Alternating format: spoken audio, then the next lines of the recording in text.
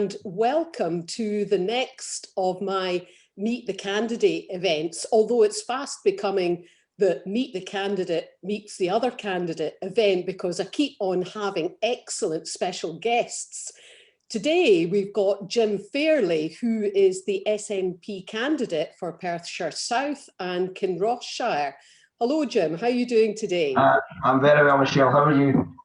Oh, I'm fine, thanks. Yeah, it's a lovely day here, and I hope some guests have joined us to listen in because it's so nice and warm. I suspect some people might be out doing their garden or whatever and listen to this later on.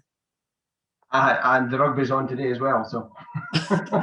Yes, I must admit the rugby's on in my house, but not in this particular room. Now, I thought what we would do today is give our listeners a chance to hear a wee bit more about you, because I know you've not stood for election before, have you? No, I have not. I've tried to be the candidate a couple of times in the past, but this is the first time I've actually stood for Parliament. All right, so it would be useful to know a wee bit more about your background then. Right, okay. I was born in Letham, a sort of a council housing estate in Perth, and I was brought up there until I was about 20. I was animal daft from as long as I can remember. If there was a way of me to get outside to go and do things out in the countryside, going bird watching or working with animals or whatever, then that's what I did. I was just animal daft from as long as I can remember. In fact, it was one of these things that I'd disappear in the morning and I'd come back when I was hungry. My mum used to, yeah, I will get Jim when he gets back again, because if I found rabbits playing somewhere near a rabbit warren or something like that, then that's it. I lost all track of time and anything else. So that's kind of who I was as a laddie. I kept racing pigeons as a boy. I had dogs, and just I wanted to be outside working with animals. That was my entire thing. And when I was at school, I stayed on at school, but I didn't really do very much academic. All I could think about was being outside. And as soon as I left the school, I went and got a job on a farm locally to Perth. And I did that for a while.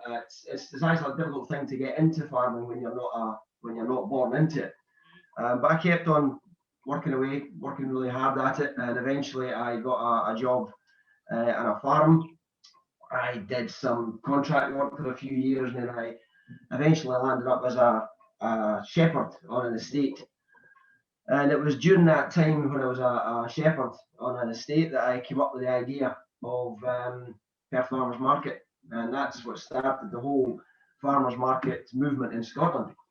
It was, in fact, it was back in 1999 after the BSC had kicked in, and there was no good news at all happening in the farming industry. And it was actually Lord Sewell at the time said if farmers want to get out of their current crisis, they'll have to market their way out of it. And it was out of that, ironically enough, it was out of that statement that I eventually came up with the idea of the farmers market. We visited France, saw them over there, brought it back up to Scotland, and I set up Perth Farmers Market. I then went on and helped to set up the Scottish Association of Farmers Markets.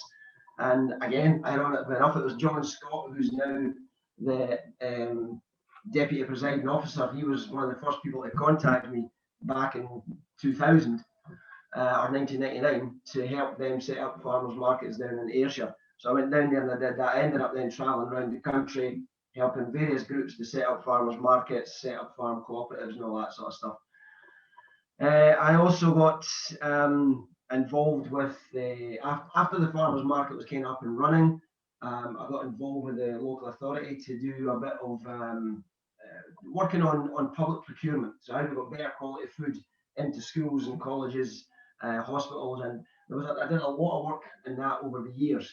And it culminated in eventually John Swinney invited me to attend their the National Offices of Public Procurement Officers Conference in Glasgow.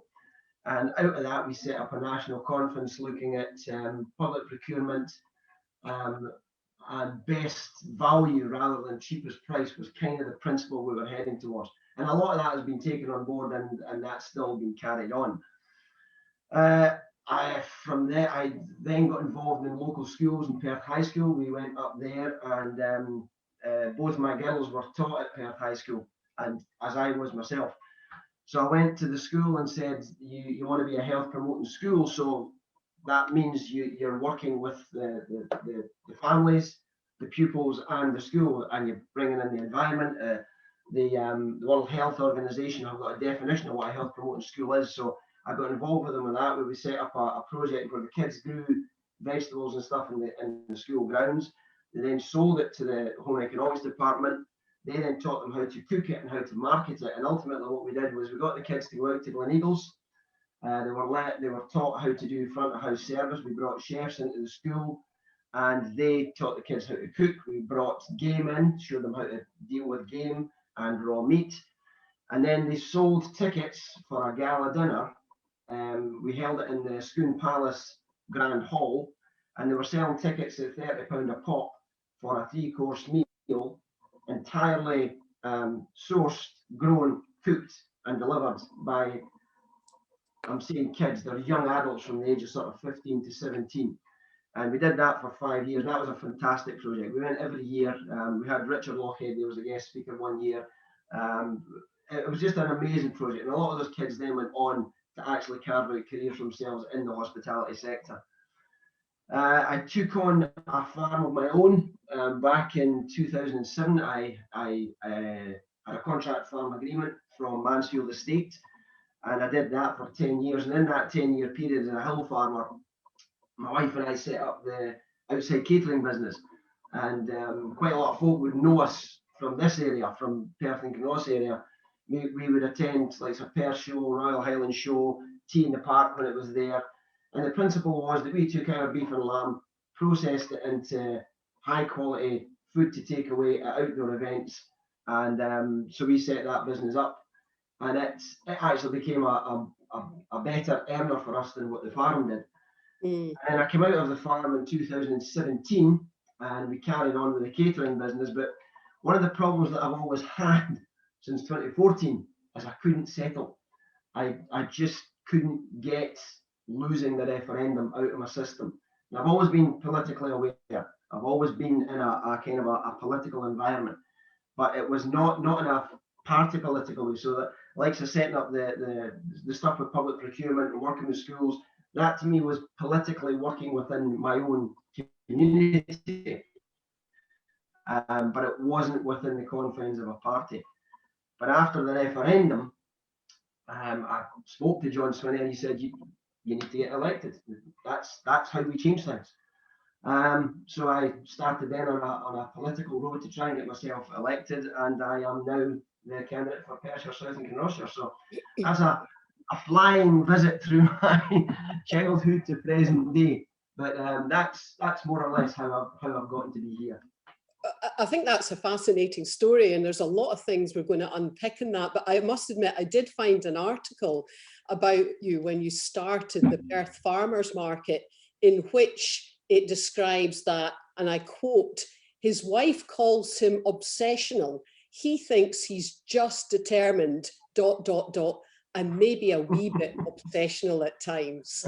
And that made me laugh, because I guess one person's obsessive is another person's determined. Yeah. And certainly what you've described, overcoming the blockers, particularly with the farmers market, because that set a whole ball rolling.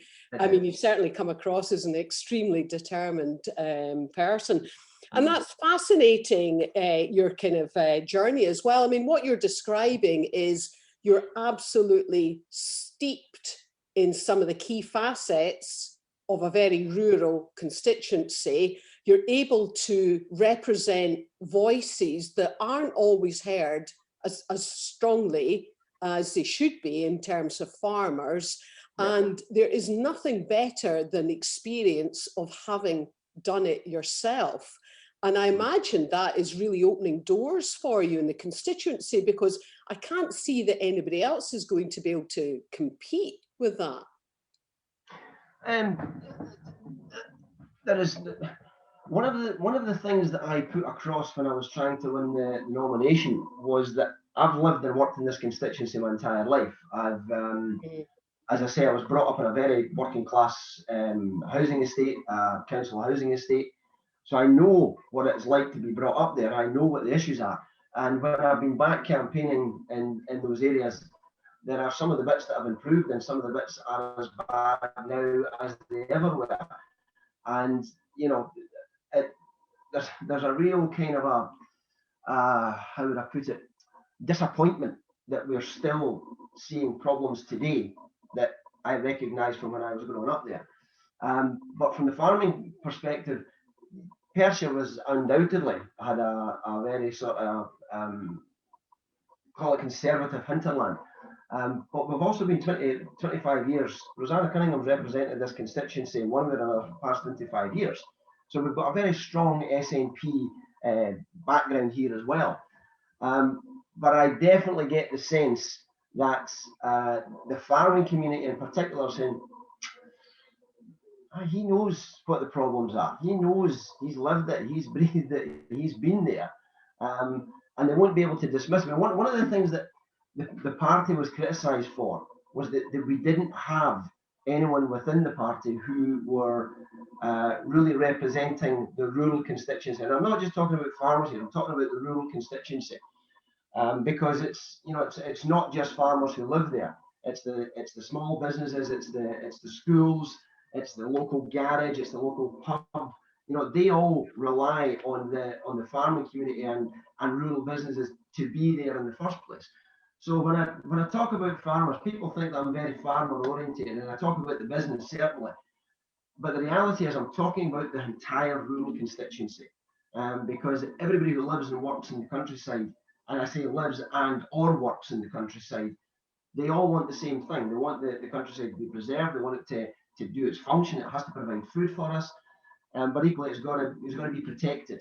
So there is nobody, I don't think, certainly in our party or in in this area within the opposition's party, who will have the breadth of knowledge that I'll have across this entire constituency. Because I say, lived and brought up in a council housing estate, but I've farmed in my own right, and I've set up a business in between times with the catering side of things. So between hospitality, food and drink, farming, and living in Letham, I don't think there'll be a better person to represent this area than I will. Well, and of course, I absolutely agree with that. And I agree with that, not just from an SNP perspective, but because I know myself that I've done a wide variety of things in various different business careers as well. And I know how that understanding helps. It really helps when you're trying to progress casework and so on. Now, we've got thus far in the programme 15 minutes in, and I have to bring up the B word. Oh, yeah. In terms of Brexit. Now, you mentioned the sort of sentiment. I mean, I guess we're all seeing a new sentiment emerging in various areas about being forced out of Europe against our will. But I wonder if you can reflect a little on how you feel that it's affected your constituency, and particularly farmers, given where we are with the uncertainty in terms of what will be in place post-CAP, for example. Yeah. Well, the thing about the farming constituencies are very practical. So the Brexit, whether they voted for or against it, they're very practical. It's like, okay, that's it done. What do we do now? How do we move forward? And that'll be the way that they will approach it. There's one thing about the farming constituency, they're incredibly resilient. They'll just roll their sleeves up and they'll get on with it. And Brexit right now, in reality, isn't hurting, particularly the livestock farmers. It's not hurting them right now. But it's not right now that they need to be concerned about. It's what's going to come down in the future. There are a couple of things. So seed potatoes have been hit very hard. 40% of the seed potato crop would go to the EU. That's now been stopped because of the what they call the health regulations, the hygiene regulations, and live export of high value breeding sheep, breeding cattle, things like that. We have quite a considerable amount of trade goes between Northern Ireland and Scotland. We've got a big trade in that. So that's been put to a halt at the moment. But across the entire industry, red meat at the moment is actually, you know, the price for fat lambs, fat cattle, and stuff like that, that's as strong as it's been in a very long time. So what farmers will be thinking right now is, right, okay, well, it isn't affecting us at the moment. We've got a good trade. Let's take it while it's there. But that's not where the issue is going to be. It's going to be going forward, because the deal that was done was absolutely a moving feast. The deal is only as good as the day that it's signed on the dotted line, if you like, because what will happen thereafter is what suits both parties to that deal. And the EU, I mean, we've just seen the EU have already made the statement that they will always look after the welfare of their own citizens. Now, that was brought to the fore during the vaccine scenario. But in 6 months' time, that could just as easily be, well, their citizens in France are not happy about the lamb imports that are coming in from Scotland, because we import a lot of lamb to the EU and the Benelux countries. It may be beef. It may be any other kind of product that's going to go over to the EU that they can now, for whatever reason, they can put up any kind of tariff-free borders to that, and we won't know what they're going to be until we go along. The US are looking more favourably at the EU's relationship with the US rather than the UK's relationship with the US at the moment. So that trade deal that they thought they were guaranteed with the US is no longer as close as what the UK government thought it was going to be. And the UK have also just signed a memorandum of understanding with Brazil. Now, Brazil is a massive beef producer, but they also have different standards to the standards that we have. So that the idea that we could be importing hormone-fed beef, the farming community won't be thinking about that right now, because they'll be dealing with what's happening today. They were relying on the unions and the government to take care of those issues further down the line. And there's a thing called the Trade and Agricultural Commission that has been set up, and their role is to look at the deals that the UK government want to do with any particular trading partner and make sure that it doesn't undermine the welfare standards or the food hygiene standards that we currently have. But as the UK finds it more and more difficult to make trade deals in other parts of the world that are to the same volume or value as what we have with the EU, they're going to become possibly less prescriptive in what it is that they want. And the EU agricultural minister is a woman called Teresa Cristina. Now, they've just signed this memorandum of understanding, and she's quoted as saying that she's quite sure that the UK will, in time, be more aligned with international food standards rather than the prohibitive EU ones. So it kind of sees where they think the direction of travel is going to go. So what does that mean for the farming community? It means that they will then be competing with products that will be coming from abroad. Now, internationally, the beef price isn't that much different at the moment, but prices fluctuate, markets fluctuate. But what we do have there is the ability for them to produce far more of it. We don't want hormone injected beef coming into this country, but if they'll do it cheaper, then I have absolutely no doubt that the UK government will rather do that than deal with they won't worry too much about selling an industry down the river. And if you need proof of that, ask a fisherman. Their business was an absolute red line until the deal was signed, and then all bets are off. We've seen the 83% drop in fish and shellfish exports to the EU. We've seen almost a 60% drop in exports to the EU in red meat. So the EU will look after its own, and we're no longer part of that club. We're relying on the UK government looking after Scottish agriculture. And I'll say Scottish agriculture because we've got a very different agricultural system up here as what they have down in England. And if you look back at our historical relationships, when Richard Lochhead was the agricultural minister, they go to the talks in the EU about whatever those talks happen to be, and he could give his point of view to the UK minister, but the UK minister would decide whether or not that was important to them or not. So when the Japan trade deal talks were happening, Richard Lochhead had made the point that it was really important at that point for us to, in order to stop the drop in suckler cow numbers that were in Scotland, he should use the opportunity to promote Scotch beef to the Japanese market. And he was told, well, Scotch beef isn't a priority for the UK government at this moment in time. So we're in that position that we've always been in, that we will only get the support if and when it suits the UK as a whole. And if it doesn't suit them, they'll trade it away the same as they've done with fishing and everything else. As I said, they've set up the Trade and Agricultural Commission, but it's an advisory body. It doesn't have any teeth. So all it can do is advise. And if you've got a deal that's coming forward, the UK government has got an 80-seat majority, so they will be comfortably able to get deals through, even if it does have to go in front of the Parliament. Because if you look at the Parish Amendment that was put forward when the EU agreement was being drawn up, it was rejected, and that came from a Tory parliamentarian trying to protect food standards here in the UK, and that was rejected because the UK government and all the Scottish Tories voted against the amendment, by the way. That is the kind of indicator of where it is that we are in terms of whether or not Scottish agriculture will be supported. Sorry, Michelle, I'm running away here. There's a lot of stuff in this. I know, we've got so much. So, so much. Let's just move on. No, I don't want to move on, because you're making some very important points here. You're fundamentally talking about Scottish brands, premium brands that are known and appreciated all over the world. You know, obviously, when we're looking at food and drink, that brings in an immense amount to the Scottish economy, but also Scotland's brand and Scotland's capacity and ability to make its voice heard on the world stage. And going back to a very earlier point you made about the impact has not yet been felt, I guess the sort of supply and demand dynamic, it may have been as it was leading up to the conclusion of the talks that people were not producing as much, and so the supply dynamic, the demand dynamic stayed largely the same, but that will change over time. But it's a very important point you make about brand and provenance, because that is what people trade on, and if we lose that, that is a sector that could be lost forever.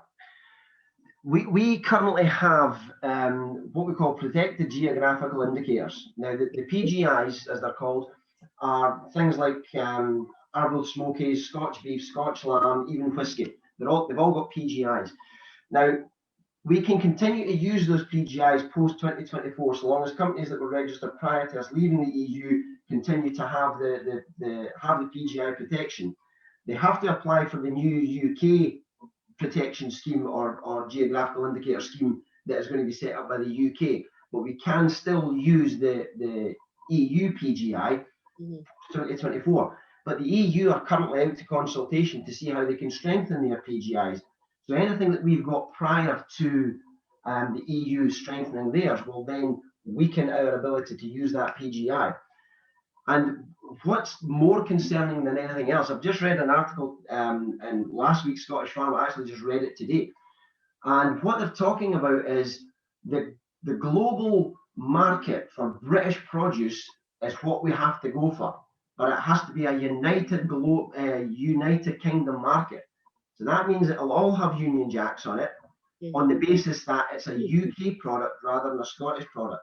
Now, the Scottish product already has the advantage of a better premium, and it's that we need to be focusing on as our Scotch brand, whether it's beef, whether it's lamb, whether it's whiskey, whether it's Arbroath Smokies or Stornoway Black Pudding. All of these things are world renowned as it is, and we should be protecting that with all the fierceness of a lion, because that's the bit that makes us different, that allows us to be that global player.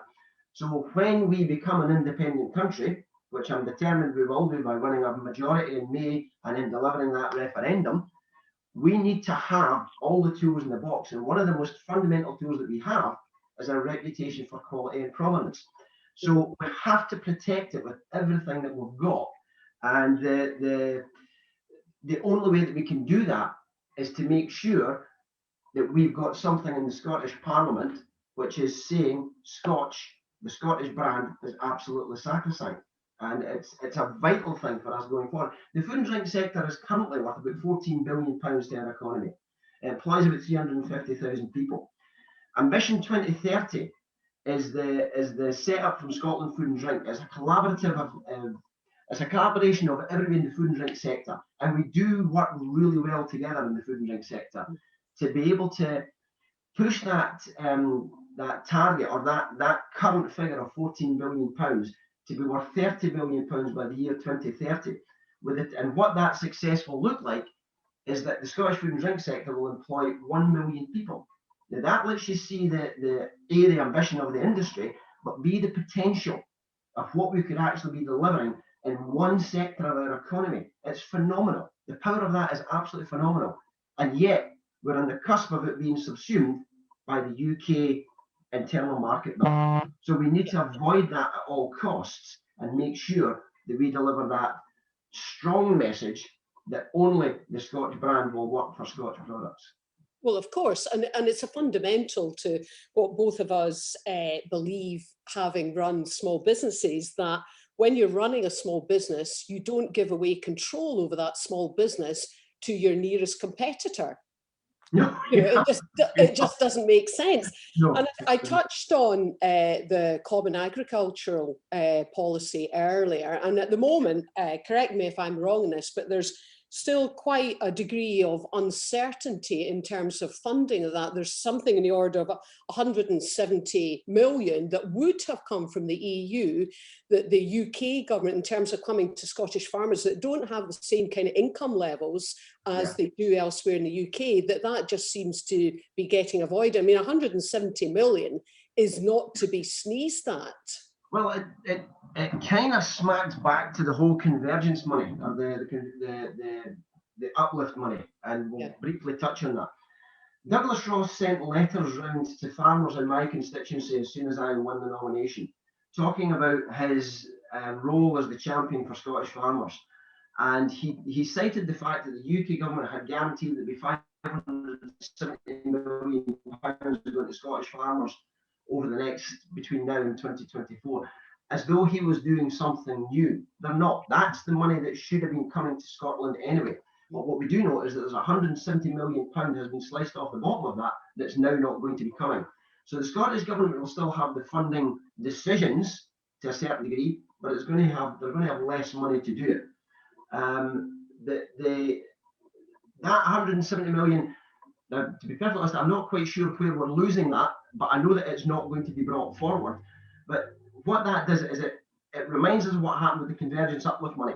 That was £190 million that was given by the EU back to the UK in order to compensate Scottish farmers because they had a much lower per hectare payment than any place else in Europe, let alone in the UK.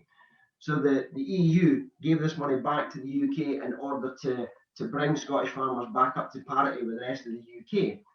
And the UK government kept that money. And it was only by absolutely tooth and claw fighting by SNP, MPs, MSPs, and parliamentarians, alongside NFUS, the National Farmers Union of Scotland, they never let go and they never let go. And eventually, Boris Johnson agreed to pay that money back to Scottish farmers, despite the fact that Gove had said it was far too complicated, it couldn't now be done, the money was all spent, and it could never be taken back out of the system. They found the money, but one of the things that this was brilliant. One of the things that they did was they realised that their Tory MPs at that time were coming under a bit of pressure. So what they did was they said, look, there's 160 million quid that we're going to tell you that you can now deliver because you made representation to us in the government, that we'll give you this 160 million. But what they were actually telling us as a country is, you can send as many representatives down as you like, but if you don't wear our colours, you're getting nothing. As soon as you send parliamentarians with our colours on, we'll give you what you were due in the first place. I mean, what a way to win a country over. It's, you know, yeah.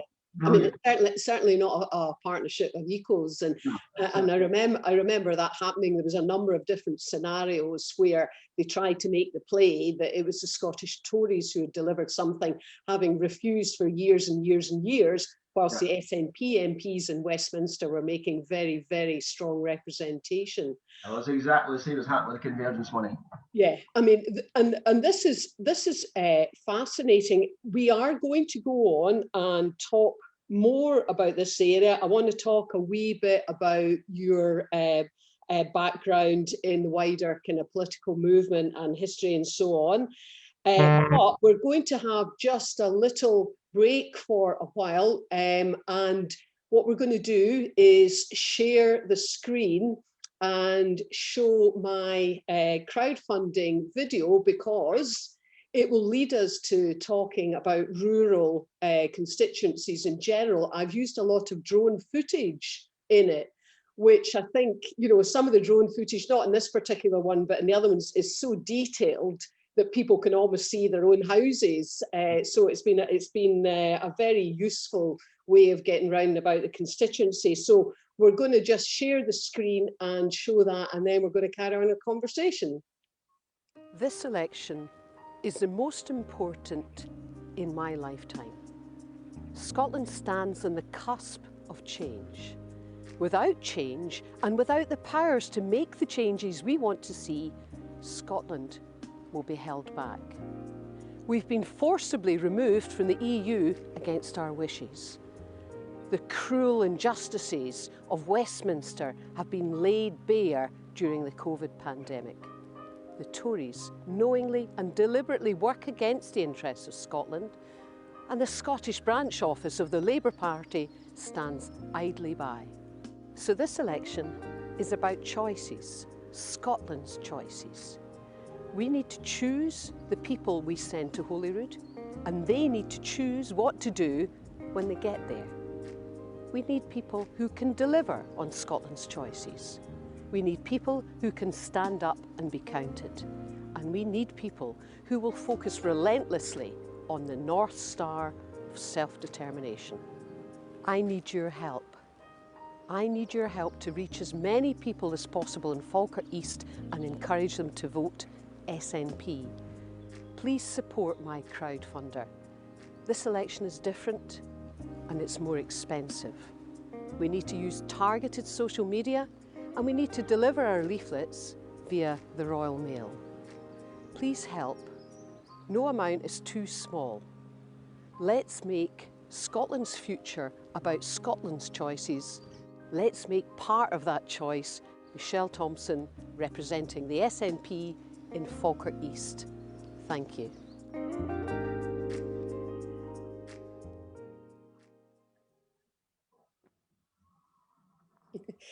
Well, I'm laughing looking at that because I smiled at the end, and the person who was filming it said, no, you need to smile, but it was so cold.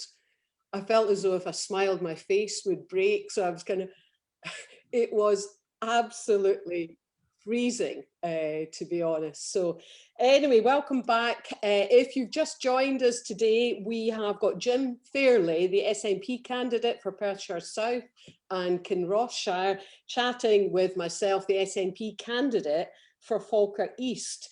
Now, I wanted to move on and compare and contrast a little bit some similarities I think we both have in the constituencies we hope to represent. Now, although there are some farmers in Falkirk East, there's some sheep and cattle farming in the Braes, there's some cereal farming in Skinflats, for example.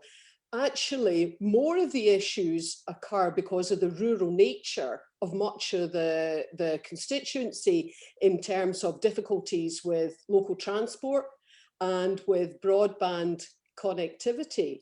How's things for broadband for you, example, in your area? All I can say is, thankfully, so far I haven't dropped out. Oh, oh right. Well, that bad. Yes, it's very, very patchy. I can be in the middle of one of these conversations, and all of a sudden, everybody on the screen freezes, and I can lose the feed very quickly. So rural broadband is a major issue for all of us. Yeah. Anyone that's in any, and you don't, when I talk about rural, it doesn't just have to be out in the sticks. It can be, Crieff, it could be Kinross, it could be any of the wee outlier villages that are, or towns that are round about the constituency. And I'm quite sure it's the same as yourself down there. Yeah, I mean, that's exactly the case. I mean, Falkirk East is characterised by many, many small villages and towns, and the broadband in many areas is just not good enough. And I think one thing I would point out is the COVID pandemic has shown us all how important it is. Kids have had to be educated using it. People are running their businesses. it's absolutely fundamental that everyone, you know, must have access to good broadband speed. And it's certainly something that I know I'm going to progress very vigorously, because if people don't have that, they're fundamentally held back. Yeah.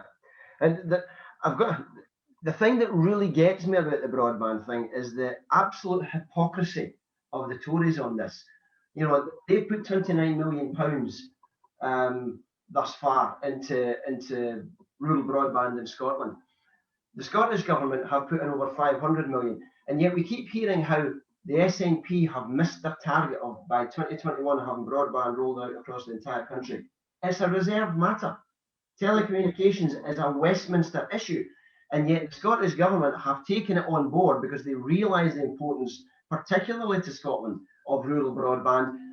You know, the number of small artisan businesses that are working throughout rural Scotland absolutely rely on that rural broadband. So the Scottish government have taken the decision to spend that money.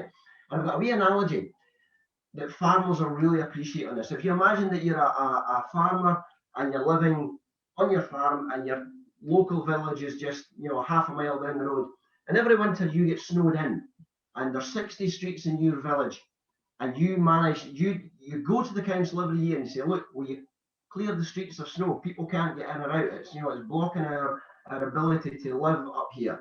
And they say, yeah, we'll get to it. So they deliver you a couple of buckets of sand, but you've got a 3-foot snowdrift. So you as the farmer, you go and buy yourself a plough for the tractor, and you go down into the village and you clear 55 of the 60 streets that are in your village. And what happens is the council start lambasting you because you haven't cleared all the streets in the village, and then the villagers start to say, well, why haven't you done it, Mr. Farmer? It's your fault that you haven't cleared your streets, but it's the council's responsibility in the first place. Well, that's exactly the same as rural broadband. It's not the Scottish government's responsibility, but they're taking it on in order to try and alleviate some of the pressures that we have living in a rural constituency, because they know how important rural broadband is. And it really, really grinds my gears when I hear the Tories calling out the SNP for not hitting targets, which are not the responsibility of the Scottish government in the first place. Mm-hmm. And when the Scottish government has done so much to try and alleviate things. And regrettably, I would point out that your voice just started to drop a little as you were talking about it. Maybe it was some Tory supporter jiggling about with your wire at that point. And so in terms of a rural constituency then, apart from broadband, what sort of other issues do you have? So for example, is there a tension between the urban areas and the rural areas, or do the twain not meet? Not so much up here. What we do have, and this is where I have to take my hat off to Emma Harper for the work that she's done, is we have massive problems with dog worrying, but that's across the country. With sheep worrying, livestock worrying by dogs. So people walking their dogs out in the countryside, and nobody thinks that their dog is capable of doing harm to livestock. And when your dog's sitting in the house and you look at your hand and he's been on your pal, you wouldn't dream that that dog is going to do damage. But when they're out, their natural instinct is to chase. And when they chase to begin with, it's a game. But as that game progresses, it then starts to turn into a violent attack, and then you get massive problems with livestock worrying. And we've seen some horrendous cases of livestock worrying over the last 3 or 4 years as people come out into the countryside. They don't realise, and I know that people aren't doing it out of badness. I know that they're not doing it because of they don't care. They just don't realise the amount of damage that a dog will do in a very short space of time, because every dog is naturally a hunter. So Emma Harper's bill that she's brought forward is very, very welcome, and that's something that I hope to see gets progressed in the Parliament, either in this session or when we return after May. The other thing that we're having real issues with just now is dirty camping and fly tipping. And I think COVID has really brought that problem to the fore.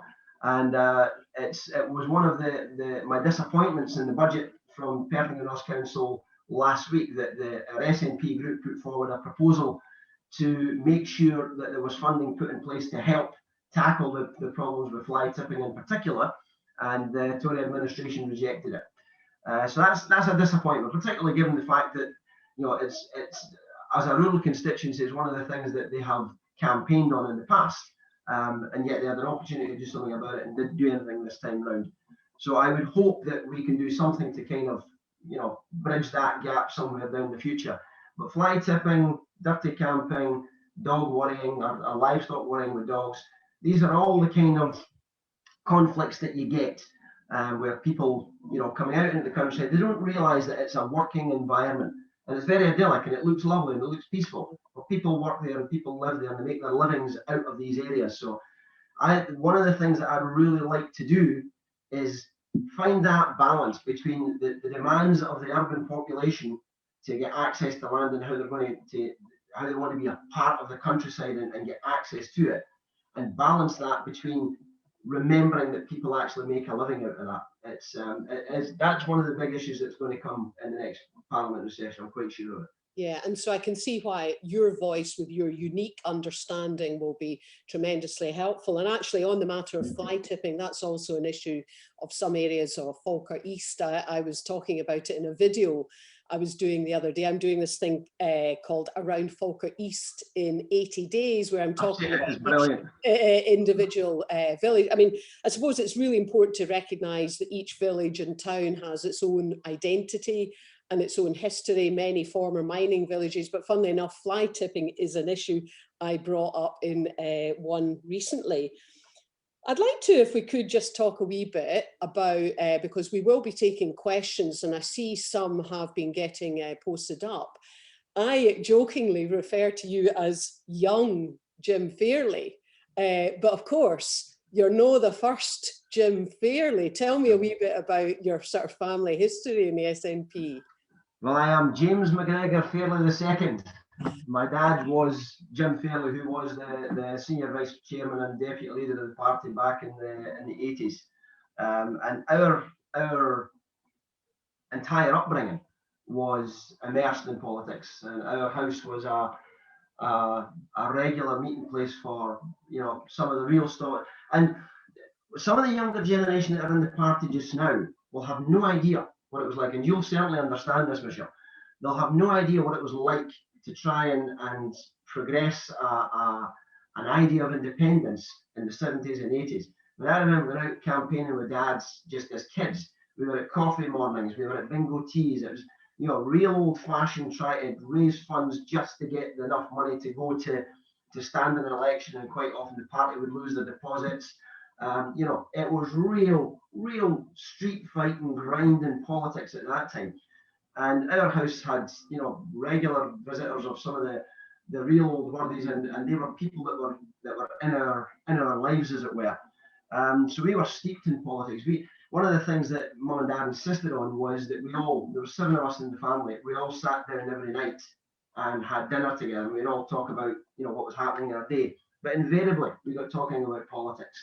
And it wasn't something that I wanted to be involved with. It wasn't something that I ever saw myself being involved with, but it's obviously seeped in through the pores because I've always been a nationalist. I've always firmly believed in our independence. And we were just steeped in it. You know, we had the big names, Gordon Wilson, and, you know, Maggie, the Ewings were people that we would know. There were Jim Lynch. There were people that were there in our house and in our lives. Folk in Dundee. I mean, I remember getting up in the wee small hours going through to Dundee, and Dad would literally get up on a soapbox in the square in Dundee with a microphone, and there was times outside the Care Hall in Dundee, you could see 150 to 200 people standing there as Dad was standing there having these discussions. And I hated it because people were heckling my dad, but my dad was loving it. He was taking on all comers. He was absolutely in his element. But of course, I was just a wee boy and I was watching these people shout at my dad. So, you know, we were utterly steeped in it. I remember clearly the window posters going round, asking people to put window posters up that we knew that they were supporters when we were kids. And during the campaigns in Perth, you'd see Fairlie posters all over the place. So, yeah, well steeped in the party and the history of it. Campaigned all over the country with Mum and Dad. So yeah, It's I remember John Sway when he was in the it was the YSN at that time. So yeah, our family has a long history of being involved with the party. Well, I mean, I do remember your dad at conferences. You know, of course, he was extraordinarily well known. And at that point, I was a young student when I was going to them. And of course, I just kind of slightly worshipped from afar all these kind of legendary figures, Jim Sillars and Margot and your dad, because of course I was certainly not brave enough to ever speak to any of them. You know, I just went along to the conferences. But you touched on an important point. I worry a wee bit that, and almost this election, a lot of it has to be about social media. Because that's the way, or one of the main ways that we need to use to reach people. But I would worry if some people forget the importance of engaging with and listening to people's views and really talking to them. And obviously we all hope for change, but it has to be safe. Yeah. But, you know, I mean, I would always say to people who are younger, you can't beat getting out there, talking to people and listening to their concerns. It's the most fundamental thing in political campaigning. I have to say, we were out on one of our walks yesterday with my wife and the dog, and I was saying to my wife, not the dog, that I really did not expect my first political campaign to be on the basis that I was sitting at home trying to get stuff going out on social media, because what I love about this is chapping doors and speaking to people, even the ones who say, "Well, SNP, absolutely no chance." I love having the conversation with them, asking them why they don't think that we are capable of running our own affairs. And I love putting the argument to them, how do you feel about being incapable of running your own affairs then? It's not me. Well, is it just everybody else? Are you the only one who you can run your affairs, but the rest of us can't? So why would you not want that for your country? So I love that face-to-face conversation. I think that's where you absolutely do your most good. And it's one of the things that, you know, the SNP are brilliant at. It's getting the foot soldiers out on the streets, talking to people, delivering leaflets, doing the canvassing. You know, the SNP family are absolutely amazing at it. And that's why, one of the reasons why I think we are in the position just now, where we've been governing for 14 years, and we are very, very close to getting a landslide victory in May as well, because we are just so good at it. And one of the, that's really frustrating me, that we can't get out in the streets. So one of the things that we have done for this campaign is we bought PA systems. And if we can't go to the doors, we're going to get the old-fashioned, old-school campaign. We're going to get the PAs on the roof of the vehicles. We'll get the trailers with the SNP signs on the back. We'll give people a record of the SNP's time in government. And I'll speak on the PA system, making sure I don't attract crowds, but at the same time, letting them know we're still here, we're still working hard, we still want to deliver the priorities that you have, because I share them. And that's the kind of campaigning that will win us this election. Yeah, absolutely. And before we go on to questions, you mentioned your walk today. I feel it's only appropriate to mention your brother Andrew as well, who you sadly lost in January 2019, who did so much in the Yes movement in particular. And I was speaking to somebody who was on the desk, and they said that he was somebody who said yes to speaking at anything and supporting any way he could, and he's remembered with great fondness. I think people would be interested to know your planned or hoped for planned trip to Kilimanjaro. Perhaps you should just tell them a bit about that, and then we'll go to questions. Okay. Andy, he was on the Yes board, and he was like myself, like the rest of the family, absolute diehard believed in Scottish independence. But when after he was diagnosed with a brain tumor, he stopped his chemotherapy back in 2011, I think it was, to climb Kilamajaro. And I remember saying to him at the time, I said, I'll come with you. And he's like, I'd rather do that myself. So he went with a team from the Hospitality Industry Trust Scotland, because he was raising funds for the hospitality industry. So they develop scholarships, and they train young people in the hospitality sector. It's a fantastic charity. And when he died, I decided that, okay, I'm going to do that climb. But if I was going to do it, then I had to do it for the right reasons. And Andy spent the last time of his life in the Cornhill Hospice in Perth, which was an absolutely phenomenal place. The way they treated the family, the way they treated Andy with the dignity, they were just beyond words. So I decided that I was going to do the climb and that I'd raise money for the Cornhill Hospice and do something in Andy's name to remember him by. And we had, I spoke to the lad that Andy had done the climb with in 2011, who runs HIP Scotland, Hospitality Industry Trust. And he said, well, let's do a joint thing. Because the Scottish Government had put funding in place to set up the Andrew Fairlie Scholarship, because he was the only 2 Michelin star restaurant or chef in the country. His restaurant carries on that reputation to this day. The 2 guys that run the place, Stevie and Dale, are absolutely phenomenal. So that legacy carries on. But the scholarship to me was vitally important, because that keeps his name out there for what he has achieved for the industry for a very long time to come. So what we decided to do was we would get a team together and try to raise £100,000. 50,000 would go to the scholarship and 50,000 would go to the Andrew Fairlie, to the Cornhill Hospice. And the vast majority of the people that are coming on the climb with us are all people who knew Andy or were in the hospitality sector. So we were supposed to have gone in September 2020. Obviously, COVID's knocked that in the head. The plan is to now go in September 2021. But of course, if I get elected, then we need to try and work around when recess is going to be. So that there's a bit of juggling going on at the moment. But whatever else happens, I'm going to get to the top of that mountain and touch that board at the top. It's something I have to do. So yeah, and I'll happily share the link for the charities after this, because I think people who are listening would want to be able to give something. Now we're gonna ask a question here. We've got a question here from John Frame. What for you, Jim? What would be Mr. Fairlie's top priority to help rural constituencies?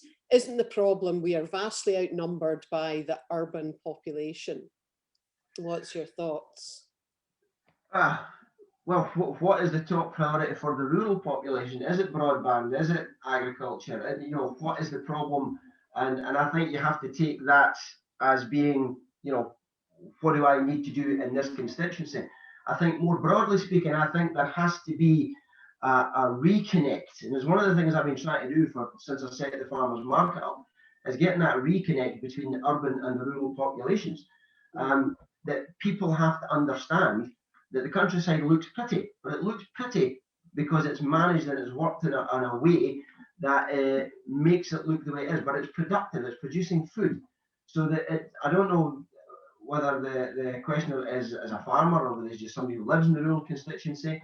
There's a whole host of things that we have to find a balance with. And that's what it's all going to be about, is finding the balance between making sure we've got a viable food producing country, which has got access to allow people to enjoy the countryside, but at the same time doesn't upset the balance of what it is that we need to be producing from the countryside. Yeah, and you touch on something which we won't have time to cover today, but it's a theme that keeps on coming through in these chats, is around sustainability. I mean, I made a video about small business and what my plans were for in Falkirk East to support small businesses. And I was making a comment that small businesses are inherently part of the sustainability of a community. And I think we've been reminded of that afresh during this COVID time. It's been the small businesses that have supported our communities, and you need sustainable and resilient communities. Yes. And actually, you're correct about farmers. That's like a kind of stopover or a connection rather between within the community. So it's an important point you make. Now we've got one here about something we all love to hate, I suspect. What can we do to avoid paying the BBC TV licence fee for their service that we don't need in 2021 with other better and less biased news agencies available? I mean, as I say, the BBC, people have very, very mixed views about it. And funnily enough, I did a survey just the other day that came into my inbox, and some of the things that the BBC, I think, does very well, but my particular issue is with the news representation in how infrequently I recognise what is being beamed into my living room. It doesn't bear sufficient relation to what's really happening. And I personally noticed quite a dumbing down in the news recently. I don't agree with the chatting that's going on, for example, in Good Morning Scotland, in the radio in the morning. And I noticed they did it when I watched the 9 one evening last week. I thought, I'm not watching this to listen to folk chat about their dogs. So what's your feeling about the BBC? Well, one of the things that has come out from the daily briefings that the Tory or the opposition parties trying to get stopped was that Nicola Sturgeon stood up there every day. She did her thing. She gave her briefings. And if you watched it, you'd hear the questions being asked and you'd hear the answers that she was then given. And if you watched the clips at the 6 o'clock news at night, you could see how it was slightly distorted. It's not me. Thankfully, that wasn't mine. Well, I'm sorry, everybody. It comes through my computer, so it's, although it's on silent, it's connected to my computer. So one of the things I got out of that was how the 6 o'clock or the 6:30 news was slightly distorted. But what I think has happened is people have seen that they have to find alternative ways of making sure they're informed, because Nicola Sturgeon doing the briefings, answering the questions, and people hearing what she was saying in full was a different version of what they got in the evening. So I think that has proven to people that you need to have alternative sources, that you can't be relying on the BBC. How do we get around avoid paying the BBC? I don't know that that's the question. Is how do we get them to actually do their job and report fairly and regularly so that you're not looking at bias? Because I know that the other side, they also think that they're biased against them and that we get far too much support. So I just want to see fair and impartial reporting. And I don't know that not paying their BBC licence fee is going to do that. The BBC are what they are. We just need to make sure that they know that they can't get away, whether it's BBC or anybody else, they can't get away with false reporting or edged supporting. Let's put it that way. You know, they support reporting things in such a way as that you're not getting the full story. Yeah. I mean, I think the clue is in the title. It's the British Broadcasting Company, and it has a particular view of the world. And it's very hard, I know this from a previous life, to get large organizations to change. There's a way they've always done things, and it just is very difficult to get them to change. But fundamentally, you know, they don't speak with our voice, and that's the problem. And, you know, your comment about saying earlier that you've always been a nationalist, as Colin Fox used to say, wanting to take responsibility for creating your own future doesn't make you a nationalist, it makes you a Democrat. And I think that, given that we've got 2 minutes to go, we'll maybe just touch on a few more questions, is going to be at the heart of this debate for this election. Fundamentally, it is a question of democracy. Do we get the governments we vote for in Westminster implementing the economic policies that serve us? Clearly, no.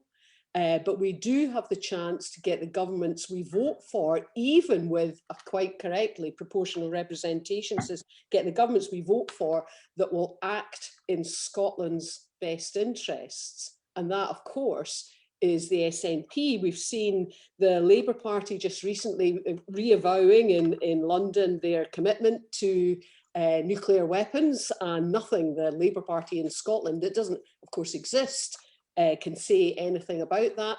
And we've seen pronouncements from Boris Johnson as to what we are and what we are not allowed to do. And that plays right to the heart of democracy. So in that respect, the strapline of Scotland's future, Scotland's choice, I think is very strong. And I've certainly been very happy to use it, because we are the people, we make the choice.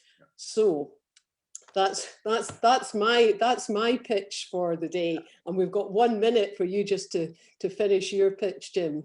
Well, just on the point that you're making, I thought it was very telling that Anna Sarwar has stopped one of the Labour candidates who actually bothered to mention the fact that, well, if Scotland, I don't agree with independence, but if the Scottish people decide to make that choice, we should have the referendum.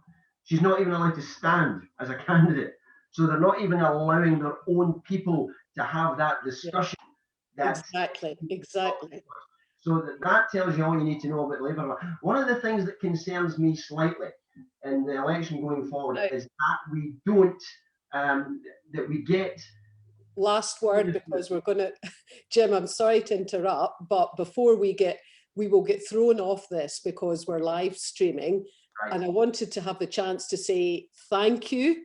Okay, and I also wanted to have the chance to say to everybody, next week, we're going to have Rosa Sally, who is the #1 on the Glasgow list and one of the so-called Glasgow girls. I think she will be a very interesting discussion. I'm sorry to interrupt you, but I didn't want to finish the show without giving a pitch for Rosa as well, who will be on next week. And I won't give the listeners too many clues of who's coming on next, but they will all be well-known names to people. And if it's in any way as interesting a discussion as we've had today, I think it's going to be well worth it. So, Jim, thank you very much for coming on and giving us the benefit of all of your knowledge. Thank you for having me. I've thoroughly enjoyed it. Okay. Well, thank you. And thank you to everyone that watched today. See you next Sunday at the same time, 3:30 until 4:30. See you then. Bye.